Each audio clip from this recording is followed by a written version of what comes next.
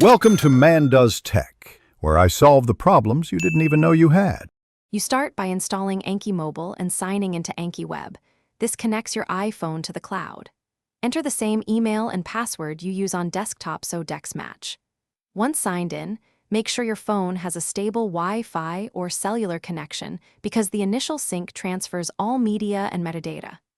If you created a new account, verify your email first, then return to the app and sign in. This avoids sync errors and keeps your study progress consistent across devices.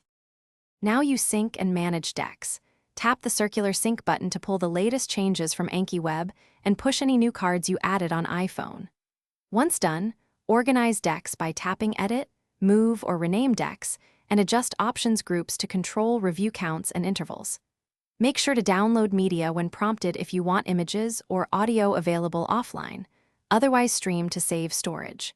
If you modify templates or fields, sync again so desktop and Ankiweb reflect the same structure. Finish by performing a final sync to cement all changes.